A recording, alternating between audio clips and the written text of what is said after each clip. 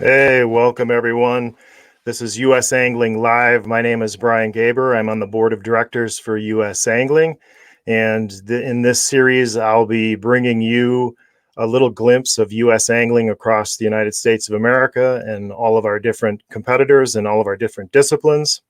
You'll get to meet a bunch of anglers and participate in and learn a little bit about what USAngling is. And I'd like to take care of just a little bit of housekeeping here to start off before we get to with our first guest in episode number 1. And I want to say that USAngling is a nonprofit 501c3, and we're proud to be America's home for World Championship Angling. We're the sole U.S. representative to the World Sport Fishing Governing Body, SIPS. They're the International Sports Fishing Confederation. And SIPS is made up of 115 member nations, 50 million competitors, men, women, and youth in some divisions, 3 divisions, freshwater, fly, and saltwater. And within those, there's bass, big game, carp, fly, ice, kayak, match, and predator. And a couple of other small housekeeping notes to keep track of in 2020 or 2022 here in September.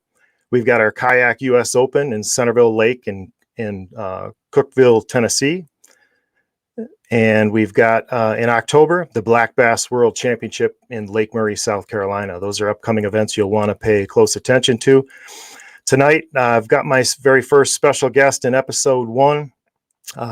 Moving to ice fishing. It's December. We're on the precipice of Christmas.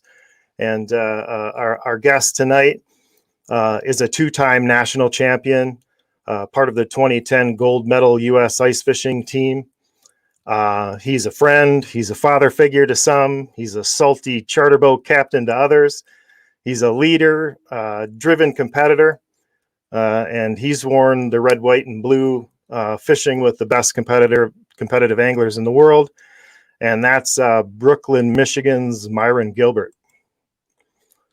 Hey, Myron. How's it going, Brian? Got you live, buddy. Great. Welcome, man. Welcome. Episode number 1 gets to be Myron Gilbert. And it's important too, Myron, because if this is successful, if our live series is successful, we've got anglers and competitors all over the country in all those disciplines who's this Brian Gilbert and why is he calling me for an interview? And they're going to track down episode number 1, and it's going to be Myron Gilbert. Well, I got a lot of good thoughts of Brian Gilbert of helping us. You were very instrumental in winning a gold medal in 2010, if not the most instrumental in my mind, with all your knowledge of the lakes and all the help you give us. And in town, too, what a town you live in, cherished memories, Rhinelander, Wisconsin, buddy. Thanks, man. I appreciate that. To start this off with, we want to know a little bit about Myron Gilbert, and we've seen before on some interviews you've done previously how you got into competitive fishing, and we have an idea how you got into fishing with the U.S. team. But how did you start fishing? Does anybody know the story of how did Myron start fishing? Well, I started out as a young man. I was raised on a farm, and a lot of hard work and everything. And my parents had an old couple that didn't have no children, lived on the lake.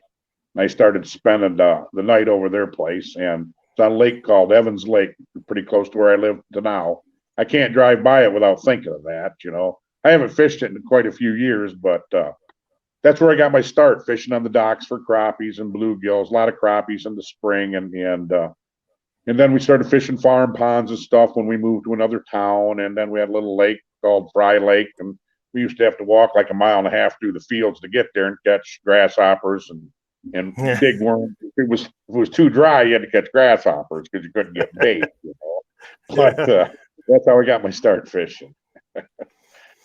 So how did you run across USA ice fishing? I know you were competitive fishing. You had run across some guys that said, "Hey, Myron, come and compete. We can win this," right? And so I know you were professionally, competitively fishing and ice fishing. But how did you run across USA?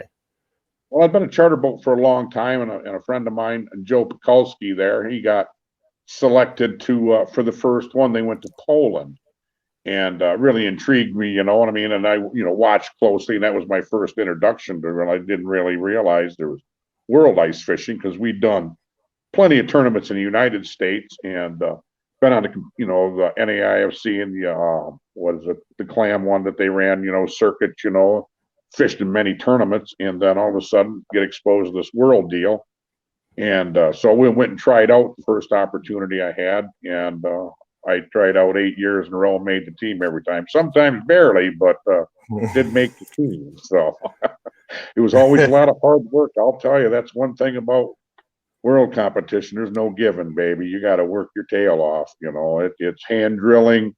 It's, a lot of strategy involved. Once we get involved in the zones, a lot of people don't realize the strategies that are involved, totally different than what we have in the United States competitions. I don't know, totally different. So you just got to learn, it's like playing the game. You got to learn, and then after they take it to you a time or two, you do learn, oh, you got me, but I'll remember that. And you've got a ton of perspective. Myron's been a competitor for 8 of those years, and a coach and a captain for 3 years. So you've got a ton of perspective. But let's go back to 2010, in that really what at that time they said was an unprecedented turn of events, from being last in 2009 to winning the gold medal in 2010. And I wondered, and I'm going to pop something up, Myron, we're going to share the screen with the slide I have here, but what did it mean to you to win that gold medal? You're going to have me crying, baby. Me and Dave Gents are weak when it comes to that, and we do it every time. Heck, at the time when I was competing, I was so involved, I didn't even realize there was individual gold, silver, and bronze in competition. I thought it was just a team medal, till we actually get to the closing ceremonies, and holy cow, what's all these extras? That's when I found out about that, so I was real naive and inexperienced, but I was pretty experienced on the bodies of water there and everything, and they actually scared me pretty good the first day I seen them practicing out there, because in December when I was there, the fishing was extremely difficult. It had won a national championship there. Well, we come back in March, and them fish have went through a metamorphosis. They were biting like crazy and all over the place all of a sudden, and I walked through them Europeans all out fishing, and they're just catching the crap off them. I called the team together. We had a little impromptu meeting and said, well, we're going to have to pick up our pace, it looks like here. This is a lot different than what we thought. So then we buckled down and all worked as a team, and it worked out, luckily for us. How did that feel for you? I know, you've won events before, but how was it different? How was it different for you fishing for the country? I mean, was it an added amount of pressure for you? It's 1,000% different. I've always been happy when I've won a national championship or won any title, but it never once brought me to tears. So world competition, sometimes it's tears of happiness, and then sometimes it's just tears of just despair. Yeah. What I'm saying? But I do. I mean, it's just one of them things. I don't know how else to describe it, but I'm telling you, when the national anthem plays, it's a whole different ball game. So that's my outlook on it. And you have to, once you experience that. I've tried many years to do that, and my goal always was trying to win a medal overseas too. I was driven for that, I've on plane rides where I schemed the whole way back. And we're going to make some changes for next year because we're coming back. I am not. That's how I looked at that. So. Yeah, this is one of my favorite pictures that I captured from that video that Kelly Gotch put together that commemorated that event. But the Myron Gilbert sweet taste of victory when you were taking a sip out of that champagne out of the. That's all our medals, and that's us in the parade right there. And all them people are just, I cherish every moment there. That parade was something. Rhinelander, what a town, I mean, everybody had a great time. All our competition too, all the other countries were in awe. Because, I've been to a lot of crows, 11 or 10 overseas, excuse me. And we've never seen anything like that where the people come out. Whereas in America, they come out and showed the welcome to all of them. And all the Europeans, they were just in awe of that. They really enjoyed that. It was good stuff. They were being honored, and they knew it. So it was a good time, you know. They couldn't wait Yeah. to come back. They enjoyed it. I've enjoyed going to all their countries too, though, you know. Yeah. What has to come together to win, Myron? What has to come Oh, together? What? sometimes it's just like in my national championships, you got to get a little bit lucky. You got to be a lot good, and things got to fall together. And sometimes things do, and sometimes things don't. But it takes all out effort and strategy and a complete commitment. You know, I mean, late night meetings when planning strategies with the team. And when we're overseas, we practice, you know, for a pretty extended time. You know, on the bodies of water, whatever they let us.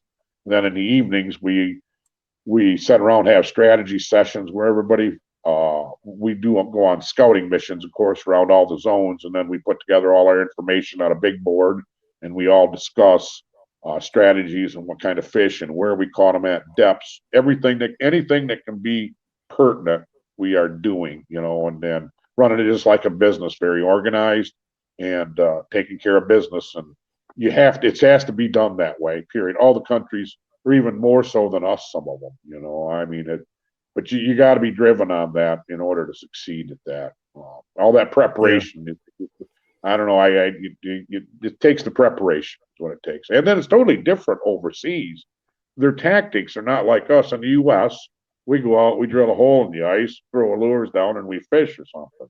In Europe, they belly laugh us right off the ice if you do it that way. In Europe, you go drill you a hole and you throw some kind of concoction down it, some chum or I don't know. They've got everything in the sun they put down there, you know, and they bait them in like we bait deer in some states, you know, but they bait fish.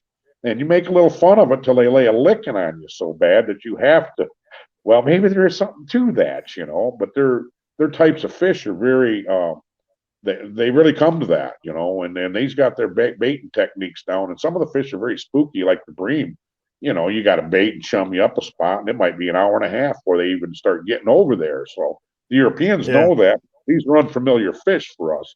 Their perch are the same, and the roaches are like our golden shiners, and they're real similar. You know, they're like smelt type of thing, catching them.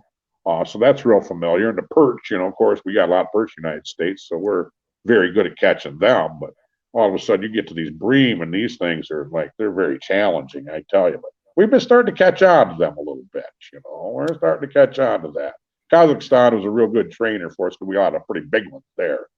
And Yeah. they're pretty challenging, but we started getting the hang of them babies, you know. So Yeah.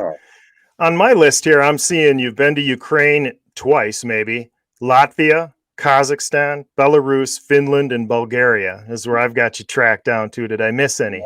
yeah, nope, that should be it. Yeah, because we Of did those, Kazakhstan twice and Ukraine twice. yeah, Different of parts all of the those country. countries, of all those countries and lakes, which one was the best fishing Kazakhstan, when you got biggest into fish, those big bream? big bream, and they had Xanders there. They had a lot of pretty big fish, a lot more like you. In fact, it was 22 pounds to win in some Wow. of the zones on, you know, that's in 3 hours, 22 Yeah, pounds. right. And that's on them little palm rods now, Brian. This ain't on like some big, you know, lay the wood to them with our stuff, you know. Right. You know, so that's a pretty good catch rate, you know, pretty good size. They were having to, some people, you know, carry pouches on them and stuff. They would have to, I mean, your bucket get full. They'd have to come and empty it and do a halfway through weigh in, you know, if you're really whamming them. So, of course, that's Yeah. pretty intimidating to your competitors. Yeah. When the officials got to come over and take your fish because you got so many, you know, of course, that breaks the spirit of the guy over there 30 feet that isn't catching them that good, you know. So it's, Yeah. yeah. So which one of those countries was the toughest fishing? You have a memory of one that was just Oh, brutal? boy. No, Ukraine was, they always put it on. Latvia put us on good fishing. Finland. Finland was the toughest fishing. There was areas where you, in some zones, you just smoked them. And then there was zones Yeah. like we got skunked. I know. And that was the only place I ever got skunked in international comp. Me and Anthony Rodriguez, and we still to this day shed tears when we talk about it. Like I told Yeah. you, we shed tears with Dave Genson happiness. Anthony Rodriguez and I shed tears of this. Oh, that was the most awful thing that ever happened in our lives in world competition. is to get skunked. We did everything we Yeah. could. I mean, we drilled and drilled and drilled fish. Wasn't a lot of fish caught, but Yeah. when you get skunked representing your company, let me tell you, that's a pretty hard pill to swallow. Yeah. So that did Yeah. happen to me, but it was awful. Yeah. Yeah. And talking, talk about like Anthony, he's a tough angler too, and Oh my goodness, one of the best. committed. Talk about a guy that gets over adversity, fighting through adversity. He's one of them. Oh boy. Just a bunch of great guys that have represented us. What's it like to see all those different countries? For Myron Gilbert from Brooklyn, Michigan, to be so world traveled. Did you ever think that would be the case? Oh my goodness. Not raised in the little town of Onstead where I was raised. Raised on a farm, fishing ponds, and then I got started fishing the Great Lakes, and then charter boat captain. I've been 134 years now, and making a lot of my living fishing, and then I thought my fame would come off my big boat, running salmon charters on the Great Lakes or Lake Erie and stuff, the notoriety. And my vehicle for all that notoriety was I picked up a little ice fishing thing, went to a tournament. Holy cow, the first time I entered one, we get like second, win $5,000. Well, heck, that was pretty good, easy, It seems like I'm Yeah. pretty good at it. So Yeah. then we started traveling around to Wisconsin and Minnesota and figured out, holy cow, our strategies of fishing are dominant over there because a lot of Wisconsin and Minnesota at the time in competition, they in fish houses, and because of the super cold climates, people sat inside keeping warm all the time. Well, our style of fishing was more like Great Lakes fishing. You come out of the gates drilling holes and covering a lot of ground and finding out a lot of things and figuring it out. And the more water you cover, the more fish you catch. And so Yeah. we applied Great Lakes tactics to ice fishing, and then I come up with the ice hopper bucket, where we started carrying the graph and a bucket and a fishing pole, and you put everything in one thing as you was fishing. All you needed was your auger and that bucket, and that really took over, in competition fishing. And it was pretty exciting times. I had a pretty good 4 years there for a while. Holy cow! Yeah. Quite the run. Do you have a favorite memory from any of the countries? Do you have anything that stands out? Anything, Boy, I tell you, there's been a lot of real good ones. I'll tell you what, and what was always inspiring, maybe what I picked up is not so much as one favorite one was that in all the countries, they give you the best they had. And they showed you yeah. their best side. A lot of countries, they're pretty poor when we get over there. Like you're in the Ukraine, an average month's wage over there for working people's $50, American. And Yeah. like a college educated person is $100 a month, American. So when they're giving you a lot of this stuff, you got to understand they're giving, it's not as easy for them as us, and it's pretty inspirational. And they love their families, just love as much as we want ours. They want to leave their kids better off than we are. I see it like with your family, coaching up the boys and swimming and stuff. Man, what an inspiration that is watching that. I keep an eye on that pretty close, Brian. Yeah, I gotta keep them moving in a forward direction, right? You can splash. You're doing good, buddy. Do you have any relationships with any of the foreign competitors? I mean, they've got to know who Myron Gilbert is when you walk in the room now. Are there any characters that in particular, Oleg Harmonov, and he was one of our translators and traveled with us the first time we went to the Ukraine. And it was the most horrendous trip, all them plane rides. And then we get on this, what they call a bus. I was on it. Yeah. Remember how we were packed? I mean, the whole bus rode, and there was no shocks left or springs. It was against the frame because we had so much gear from people. And it was only like 12 hours of 30, 35 mile an hour through twist. And them ain't roads over there, them are goat paths, from what I've seen. It was 240 miles that took us 10 or 12 hours. And then we get there, and they have to start having a discussion where we're going to stay. And then Me and Bodecker finally get in our room and lay down. We collapse. We just drop our bags and flop on the bed. And in about 5 minutes, here come you and McNabb Pound. You guys got to move. You're leaving here. You got what? We just want a place to sleep.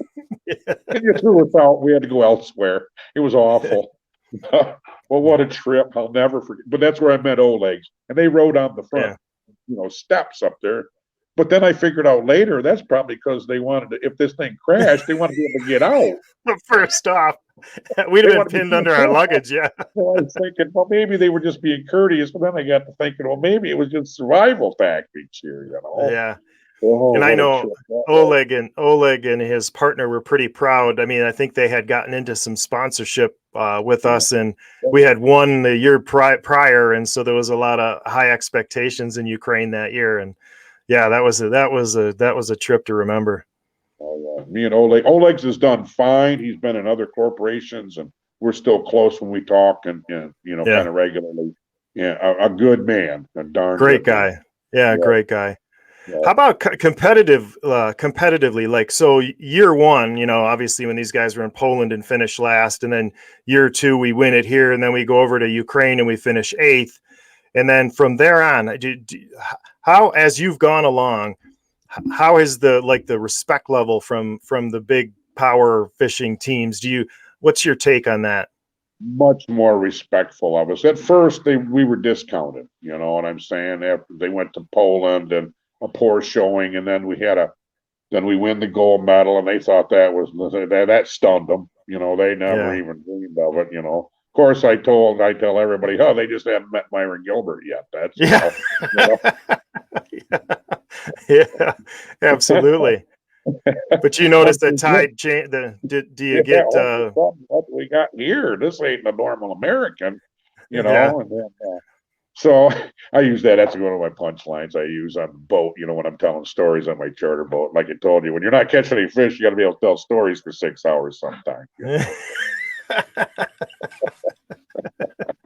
So they got to know. You got to be like what was the nickname they had for you? Were you the John Wayne? Bad Santa. Oh, you're the Bad Santa. Appropriate for coming up on Christmas. Yeah, Bad Santa. That was, I got Sean Warner naming that one. But the only one that really tickled me is we'd been doing a pretty good job when we were in the Ukraine. They had some of their young studs there, and they come over telling me I'm like the famous American, and they try to describe me. So it's like broken English, and they're fair at it, but they're Russians, so we're trying to converse and we're having a good time. We might even had a couple drinks, at this time. They start telling me, they're trying to describe what I'm like to them. And they're going, oh, well, you like John Wayne, and I go, well, John Wayne, well, that's how they picture Americans, from what they see on TV. That's most of their, how they are portrayed is what they see on TV, because we produce most of, the television that's seen in the other part of the world. So we dominate on that. So their viewpoints are what, they think we all get to shoot up everybody and, run around, guns, they make you mad pow them, well, no, that's not, we don't get to do that. It's not like that, but it's their perspective, but then when they meet you, it's a whole different ball game, and they're, we get along with them good because they're all fishermen too and everything, and that was like the famous American, type of thing, because they'd seen the Iceman series and they'd seen TV and, and seen me in acting a time or two there, and so they knew who I was, so it was pretty cool dealing with, a lot of the countries, a lot of the guys, they know who you are for darn sure. It's like, I know who Lexi is in the Ukraine. I can tell you that, especially when you get another gold medal every time I turn around, Talk a little bit about that. Talk about the quality of these guys and their angling capability. Oh my goodness, man.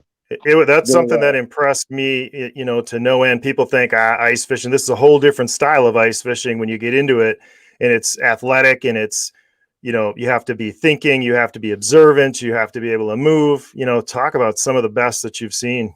Oh yeah. Lexi, they call him the rabbit because he runs holes, he drills so many and moves so much that he's even legendary over there amongst people that do it at a high level.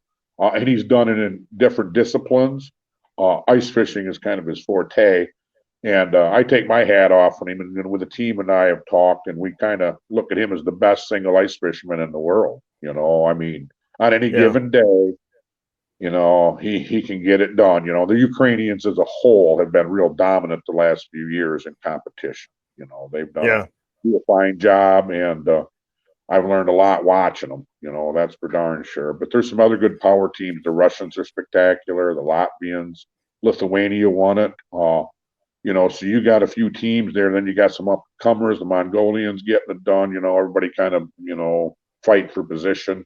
The 5-man Yeah. team thing, and so it's like golf. You're looking for that low score, So you Yep. don't have to win your zone, but if you can do second, thirds, and everybody can do real good, you can medal. So you can be first to last or last to first, on the second day type of thing. Huge swings have happened. We've watched it happen.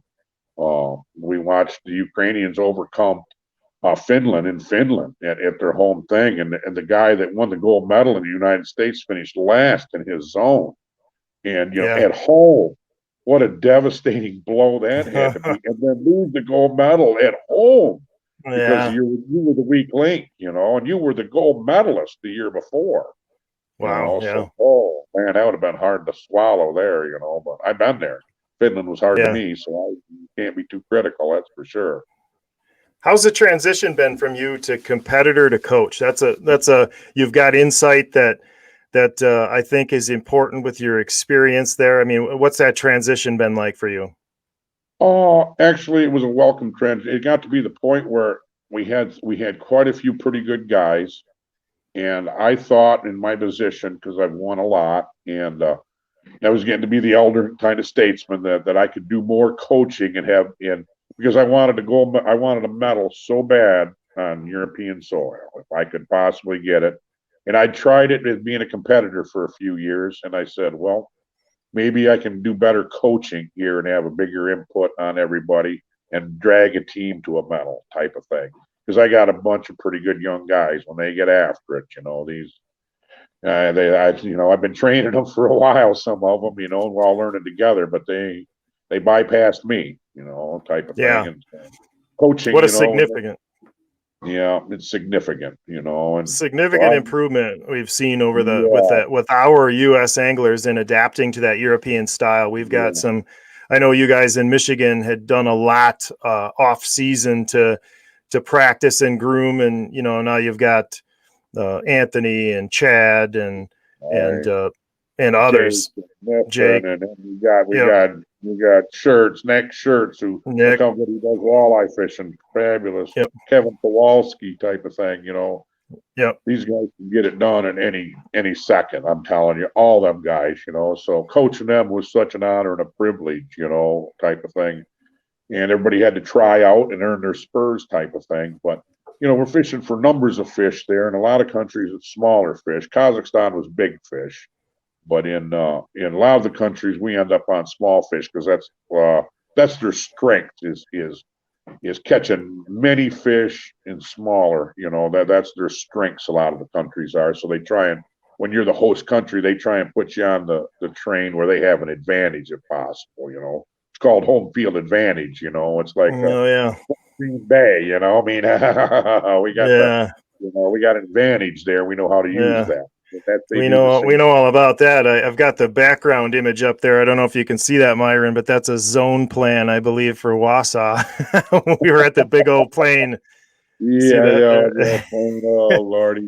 Weather conditions got us there, buddy. And then we weren't prepared for the onslaught because the first year when we were in Rhineland or we competed, we were so disrespected, they didn't even pay attention to us. So we Yep. like stunned them so bad they didn't know what to do. Well, when we come back to the US, what was it, 3 or 4 years later, they're Yep. now terrified of us, because the Yeah. Americans took it right to them, seemed to be pretty, and they seen us getting better as we were fishing overseas too. They're all of a sudden now we got way more respect. In fact, they were scared of us when they come here. Well, when we went out to compete on that first day, a lot of the countries was willing to sacrifice one of their flags just to make sure we couldn't do what we needed to do and try and hose us because they knew we knew the waters so good. They Yeah. too, though, look at the turnaround. They got us pretty good in them super cold front conditions. Were how cold was it? 20 below zero, 10, whatever it was. Yeah. It was Brutal cold. cold.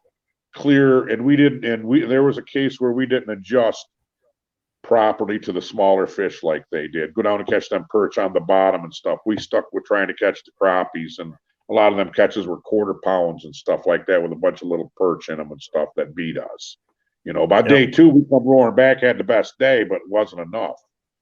It wasn't enough on day 2. We come roaring back, but then we were prepared for what they were going to do to me on day 2. Okay, now I know how we play. So then I let them on a big old chase and stuff. Boy, was that funny. When I took off running down the sideline, the whole herd followed me, and then they all dove into the corner. And we tried to get our flags down, then I got them. Oh, no, that's not where I want to fish. Now they're all embarrassed. They stayed where they're at, and I went down to where I wanted to go. For those of you that are listening or watching here that don't know what Myron's talking about, when you get your one person from each country in a grid, clearly in Myron's grid, those competitors are going to be paying attention to where the American is going in America.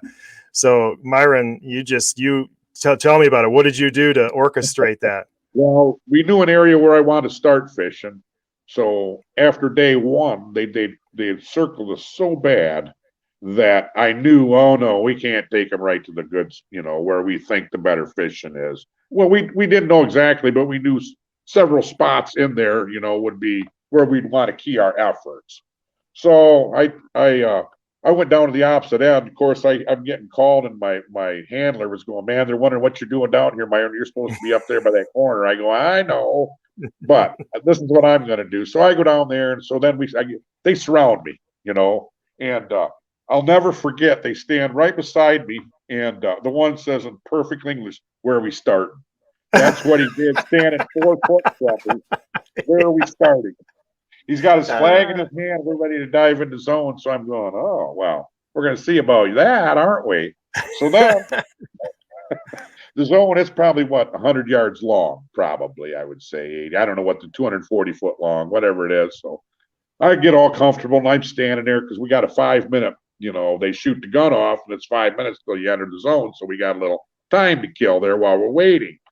Well, I wait till we got like 1 minute to go, and all of a sudden I just pick my bucket and my auger up, and I start nonchalantly walking down the side away from them. They're not really watching me too close, as I've been shuffling around there. Well, all of a sudden I get about 10, 15, 20 yards from them. They start noticing me taking off, and as soon as they notice, they go to scramble. I take off running, and then, it caused a huge melee. Everybody on that side of the zone chased me all the way to the corner. And there's one poor little Russian guy standing down there by himself thinking he's got it made. He's going to get the corner, no problem. There ain't nobody here. 30 seconds later, I brought the whole herd with me. Like 8 guys. And when I go diving into the corner like I really wanted to fish there, of course, everybody dives in trying to get their flags down, Then I pick mine up and I walk nonchalantly on out toward where I really wanted to fish anyway. And said, well, maybe I'm going to start here, Then I'd pick it up again. No, maybe over here now. And now they're all embarrassed. They wouldn't even look at me. They all stayed where I got a pin. And then I got to move around where I wanted. They were so embarrassed, after I pulled that on them. So I shook them off me, by doing that. That was pretty fun. Yeah, that is hilarious. And we when we were strategizing early, and that's something that comes with experience, right? I remember in the first year, we were like, you start here, and if he starts here, you flip a coin or you're not leaving. You know what I mean? If you guys put that flag down at the same time. But then we got a little more nuanced about it. And you've got some there. You've got some flags. For those that don't know, you've got 2 flags per competitor, right, Myron? And what you got to throw down. This is each country is a little different. This one here is where Ukraine here. This one was Kazakhstan, and you put these down, you're allowed 2 of these, and it's quite a strategy. If you're assigned an area, you got to fish. So you got to, before you drop your line in the hole, you got to put one of these things down, and then you're allowed to save 1 hole, but then if you fish another hole, you got to take it with you. You got 2 of them. So there's quite a bit of strategy to it. It was like in the U.S. there, I got on a log and was fishing my way down it and had planned on going back to some of my holes. Well, then here come one of the Polish competitors and just throwed his flag down and blocked me. Yeah. Well, in the end, it turned out to be the best thing that could have happened for me because I kept drilling down the log, catching new fish. Whereas Yeah. had I went back where I'd been through, I probably wouldn't have caught near as many. And I won the zone, so that was probably really instrumental for us winning the gold medal. Winning the zone that day, 1 point. That's the holy. Anytime you're in world competition, if you can come away with ones, baby, you're doing Yeah. what you need. That's for darn sure. Yeah. Absolutely no doubt about that. To get new people getting into it. Now, I know some people will end up watching this video that are interested in fishing in US angling and maybe in ice fishing. What would you recommend a new person do to get involved? I don't know. I'd entered a few tournaments in the United States and get real familiar, with competition fishing. World competition's a whole different a venue. There's a lot more strategy, more like a chess game type of thing. You got to catch the fish. You're assigned areas. You don't get to fish the whole lake. You got to fish wherever they grid you out. You got to fish just to the line there. A lot of smaller fish, especially overseas. The palm rod really comes into play over there. We've all adapted to that too, because a lot of times we have to fish small baits and catch a lot of fish. But it's surprising how much weight you can catch in 3 hours, even when they're only 4 or 5 inch fish, 6 inch fish. It's sometimes surprising. I seen Nick and them. How many kilos did they get over there when we were in Finland? Here I'm not catching a fish, and I look over in the next zone, and they got a horseshoe where the roaches are piled up, and they're catching like 14 pounds of them. And here I'm over, Yeah. can't get the fish. And in certain spots on the drop off, they're just lacing them, Yeah. So it's amazing how much weight you can catch when you're really on them, even with that small. And them guys really, they're speed fishermen, par excellence. They got a lot of good tactics. Their hole in the head jigs are something to behold. Their tackle and stuff. They're Yeah. very, very scientific about all that. They match the jigs to the line to the pole. I mean, they're. I've learned a lot watching them in action, and duplicating what they do has really helped us a bunch.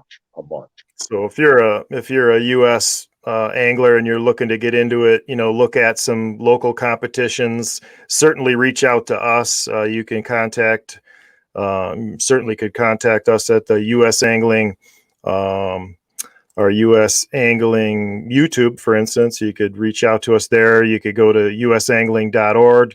One way that folks can help USAngling, and one of the reasons I got into this, Myron, and had you on episode number 1 was to try to get some traffic and some understanding about what's going on.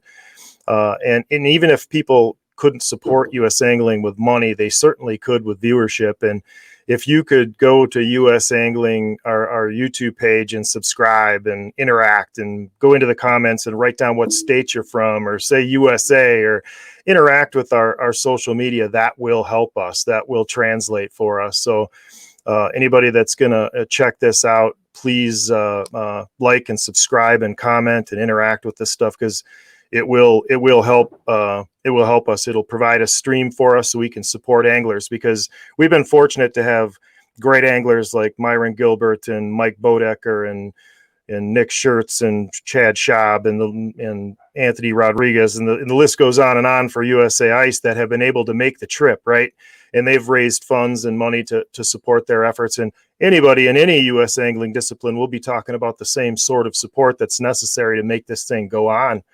And one thing you could do if you don't have a dime is you can like, subscribe, and share the heck out of this. Watch the videos, watch these interviews, get to know some of these great anglers. That will help us tremendously. I got to thank you, Myron. You're episode number 1. I appreciate you. I love you like a brother. We share, go back to that image again, man. That was one of the one thing that'll stick with me probably forever as I look back on fishing, was this group of guys standing around holding on to that gold medal, watching Bodecker hold up the championship trophy as the national anthem played, is a fishing memory of a lifetime for sure. And you're a huge part of that. You're a huge part of the history of fishing in Rhinelander, and certainly for U.S. Ice Team. You're one of the OGs, man. Well, it was an honor to compete for my country. I tell you, it's like I said, I never cried in national competitions, but world competition is like every time, you know, it was either from happiness or sadness, one or the other, but it instilled really strong feelings, I'm telling you. When the national anthem play, and you see that in all your competitors too, you know, I mean, it's something, you know, I see all over the world, you know, the fishermen are so much alike, and it's countries that or the governments that cause the problem because all the fishermen, it's holy mackerel, you know, they all get along good and they got something in common and they want to raise their families just like we do, you know, and leave them better than what we had it. But yeah, it's been an honor, been quite an honor. Very good. Thanks, Myron. I'm gonna talk to you later. We'll catch up with you again, and we appreciate you being on our first U.S. Angling Live. Well, I appreciate it too, Brian. Hope everything goes well, buddy. Thanks, man. Like I said before, one thing you can do to help U.S. Angling, to help our up and coming anglers for every discipline, any discipline, is go to that YouTube page for U.S. Angling. I'm scrolling it across the bottom. Please subscribe, like, comment to the videos you see out there. I'll be loading this video up on that site. It's the stream's playing live on mine, and I'll be loading that up tonight to the U.S. Angling site. Direct people there, share it. That will definitely help us out as we continue to bring you more disciplines, introduce you to more world championship anglers. We've got a surprising host and an amazing amount of diversity going on with U.S. Angling, and I'm glad to bring just a small part of the tremendous amount of work that the rest of the board of directors have been doing to grow U.S. Angling, and we appreciate appreciate you guys supporting us. And with that, I want to leave you with some little piece, special piece about the rest of our sponsors. So thank you. Tune into the next one. You'll see it. We've got another world champion coming your way, and look forward to talking to you next time.